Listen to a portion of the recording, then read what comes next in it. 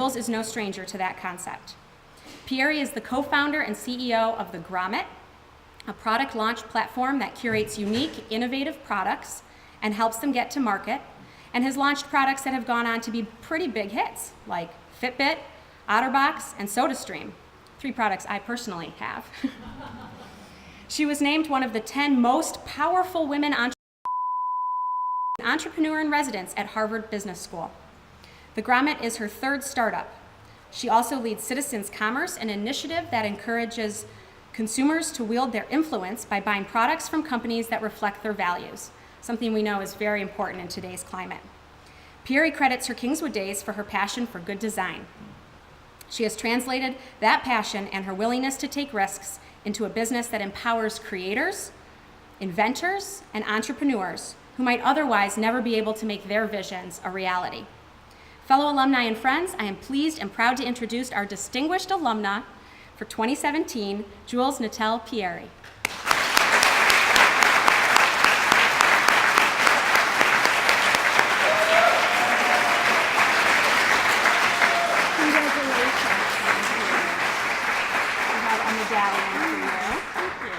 And some notes from classmates. Excellent. So yeah, I was talking about fears yesterday, and I have to say, while I was sitting there just now, I was having a fear. A couple years ago, I was walking up to a podium, and I tripped and fell flat on my face. So I got here without doing that, so I feel great right now. So after my parents, Kingswood did more to shape me than any other influence in my life. Being here today is so meaningful, and I feel like I've come full circle from that skinny, scared scholarship student I was when I showed up. And it's also kind of freaky to be in this room, because at that time of my life, the biggest recognition I got, an award I received in this room, happened with my parents present, and I was not. I was a total no-show. I'll come back to that. Let me back up. But first of all, I brought some props. So I'm normally not a person who collects things. I cull regularly. But for 40 years, I have been schlepping around this red cardboard Alamo fruit box. And it's full of tchotchkes and mementos from this place. It's my proof I was here.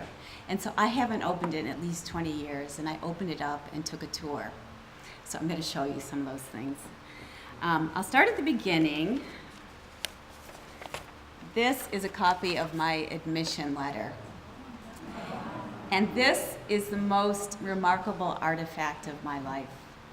It's remarkable because I come up from a place so distant from here. I grew up on a straight street in Detroit of tiny little brick bungalow houses that look like a Monopoly board.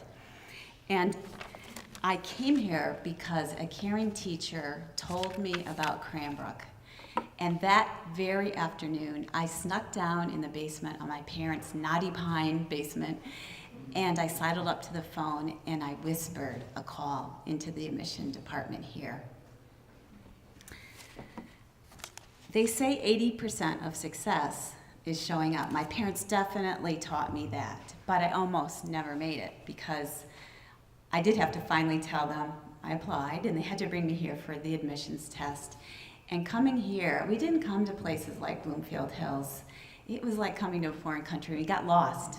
So we were driving up and down Lone Pine Road, and the tiny tasteful sign to the Cranbrook gym, we just kept missing it, so we were late. And we got there just on time, and I ran up to the door, and there were 2 boys standing there greeting us, probably freshmen, in the standard preppy uniform. You know what it is, the blazer and the khakis. And they greeted us with such self-assurance. I'd never seen kids like that. One of them leaned down and he picked up this infinitesimal piece of trash. And I said, whatever they have, I want that. I want to be like that. I went in and I tested my little heart out. So, the next most important piece of paper, this is my scholarship award. Now, this is a long time ago, and boarding cost $3,900 a year. And this is a $3,100 award. And I've raised tens of millions of dollars since then. People have invested in me, but this investment and my parents' $800 is the most important investment of my life. So, thank you.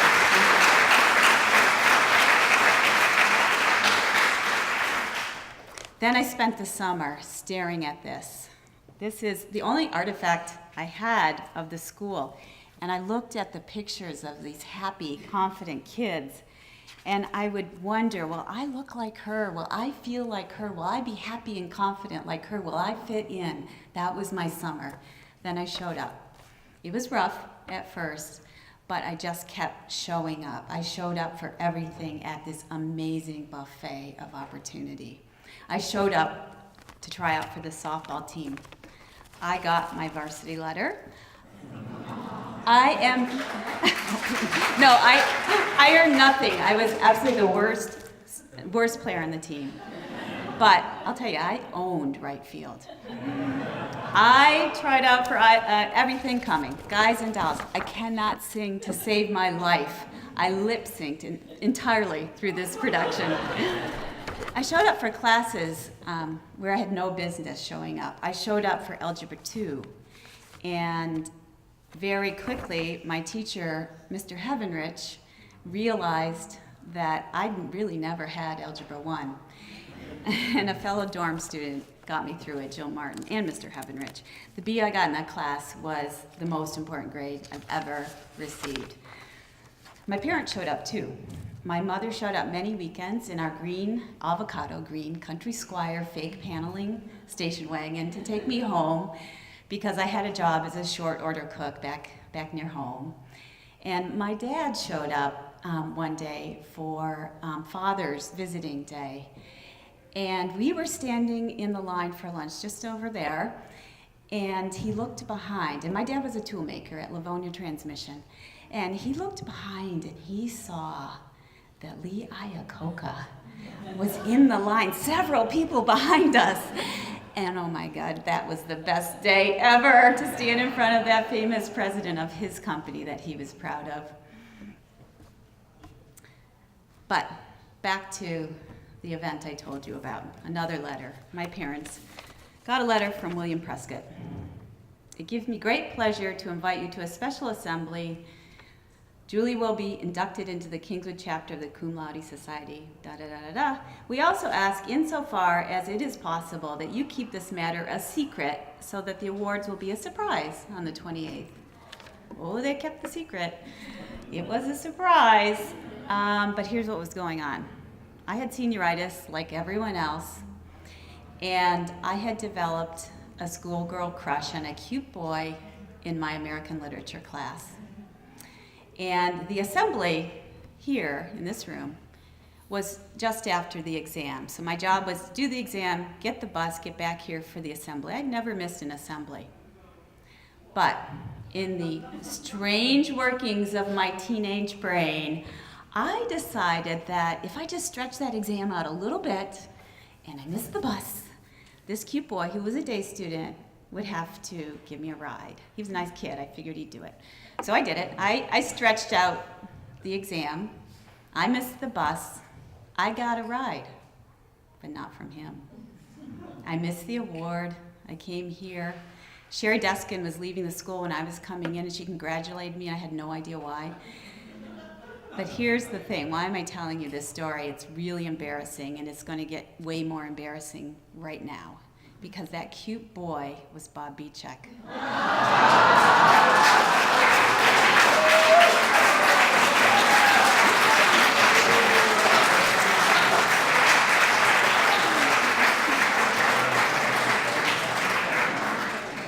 Elizabeth, I'm not creepy. I really am not.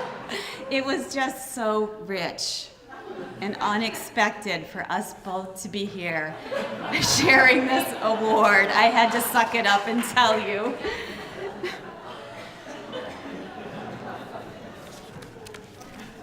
I made it to graduation, the same program as they pretty much gave us yesterday. I saved every card that anyone sent me, including all of the people in this front row, my family. I have every letter you ever sent me, Aunt Joni. Every letter, but I took out all the dollar bills. I spent those. Raquel, one of my best friends, this is the card you sent me. Raquel Villarreal. Lisa, my sister, my baby sister, flew out from San Francisco with her whole family today to be here. This is a very accurate picture she drew of me at the time of graduation. And I have a card from my best friend's mother. My best friend was Donna Stockton.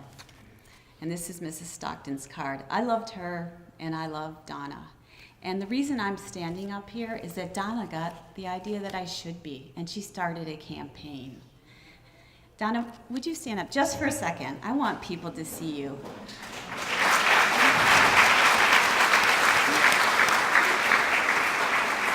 I did not do school alone, and I'm not doing this alone either. But what Donna wanted, and what I hope I can deliver, is a tiny picture of the universal yet individual stories of the scholarship students who come through here. The amazing gift of this opportunity, the opportunity to aim high, to live up to our responsibilities and our dreams and our potential. We all are so deeply grateful. Thank you.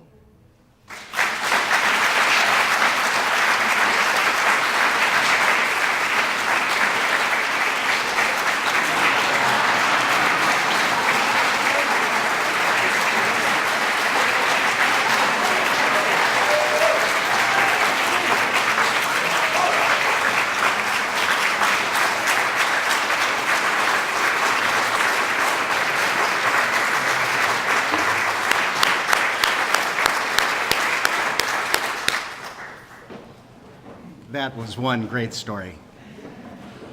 Good morning, everyone. I'm Wade Measy. I'm the president-elect of the Cranbrook Kingswood Alumni Association, and I'm class of 1976. Okay. Somebody. Anyways, this spring, the Alumni Association had the privilege to present an award to an alumnus who is here today, celebrating with his classmates his 70th reunion. The Gratitude Award recognizes an alumni who has significantly contributed to the school or the Cranbrook community in a variety of ways over a long period of time. Unlike many awards, the Gratitude Award is not given every year. It is only given when someone has met the high threshold associated with this prestigious award. The Reverend John Albrecht became a boarding student in 1943, almost 75 years ago, and has been part of the Cranbrook community fabric ever since. After Cranbrook, John attended Amherst, went on to the Air Force during the Korean War, and entered the Virginia Theological Seminary. After the seminary, his first assignment was Christ Church Cranbrook in 1959. As a Cranbrook chaplain, he taught English and religion at Cranbrook, and he notes that Mitt Romney was one of his noteworthy students, and also John officiated the wedding of Henry Booth's daughter, Martha. He began volunteering with the Alumni Association in the 1950s, became treasurer and vice president in the 70s, and served as president in the 1980 school year. He came back to the board in 2012, and he continues to serve on the board currently. He continues to mentor students in the career fair, and he is still serving as the officiant at the reunion memorial service that he did today. John, would you please stand and be recognized for your service to Cranbrook?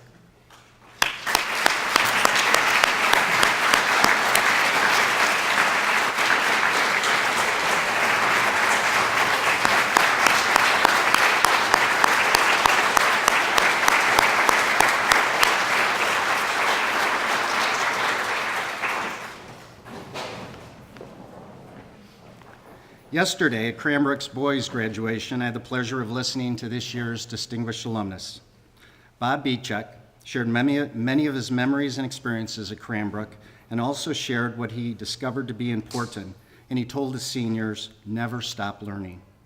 The commencement address was inspiring and relevant, not only to the seniors, but to all that were in attendance. After graduating from Cranbrook in 1977,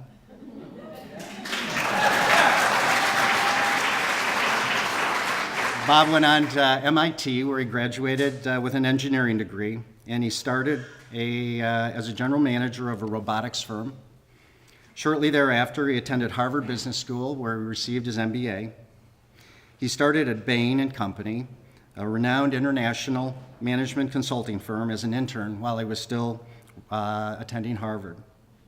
Of note, Bob shares this award with two other distinguished alumni who also spent time at Bain, Pete Dawkins and Mitt Romney.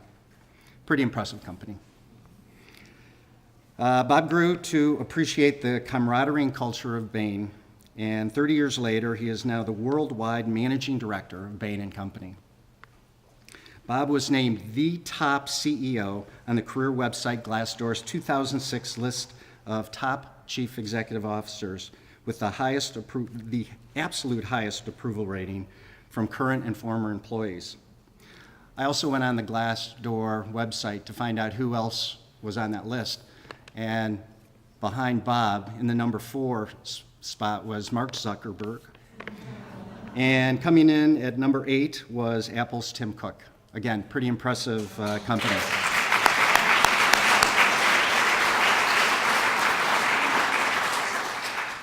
Current and former Bain employees who filled out the reviews on Glassdoor's site gave Bob an approval rating of 99+%, citing his modesty and self-deprecating wit, among other notable characteristics.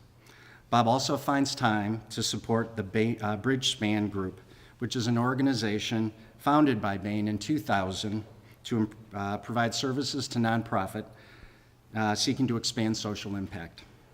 It was a privilege to listen to Bob inspire the young men of the class of 2017 yesterday, and it is an honor to present Bob Bichek with the Distinguished Alumni Award today. Congratulations. Here's your award. There's notes from the class.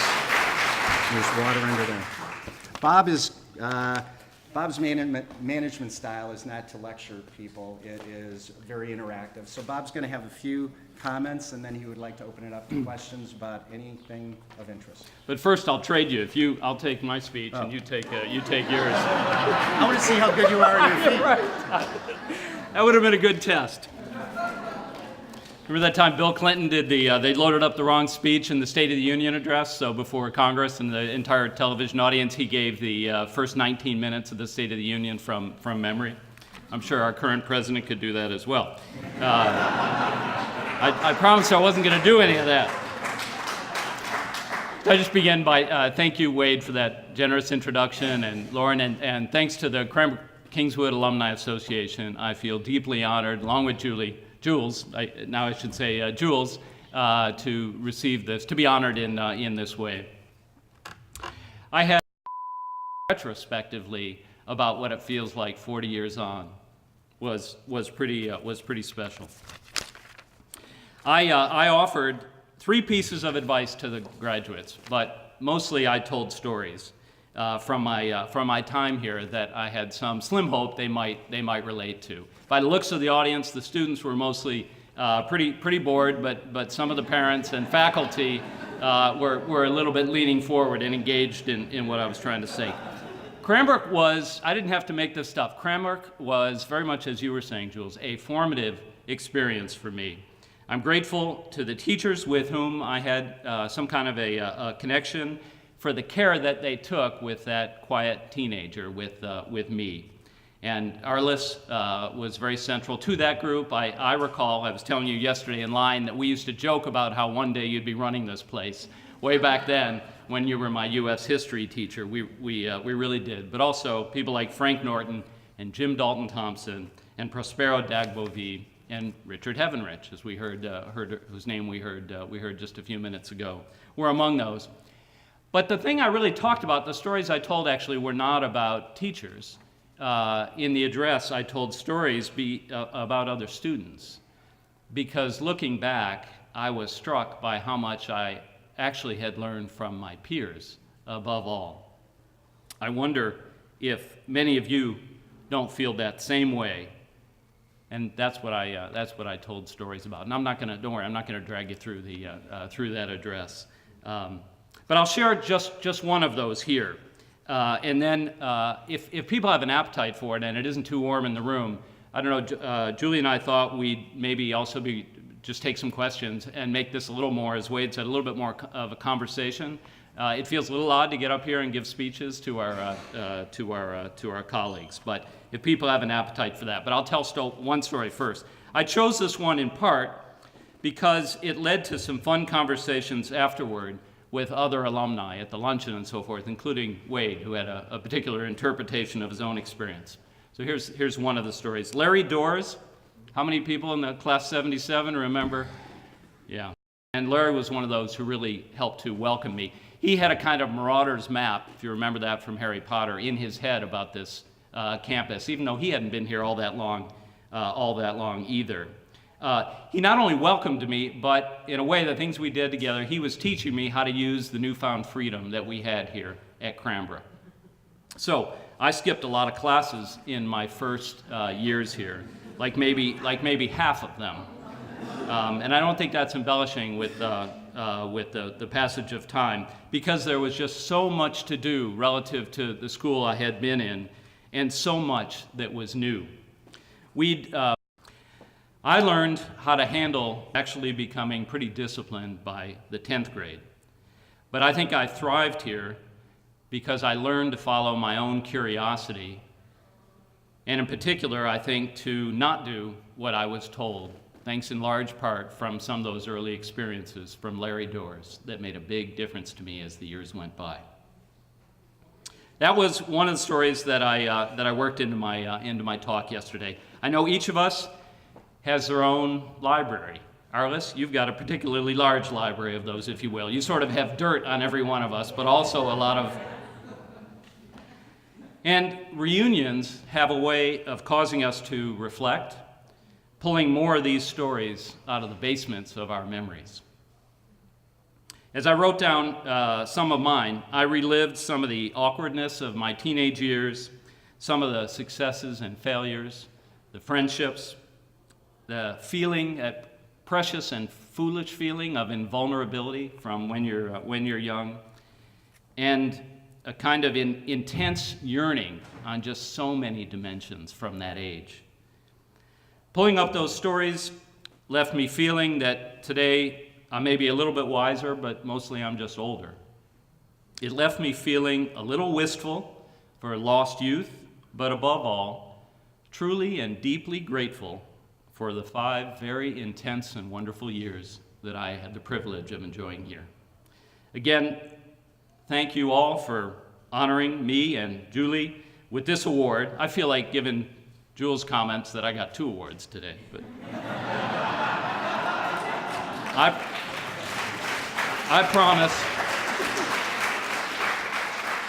promise you to invest my time and energy in ways that at least have the potential to continue to make Cranbrook proud.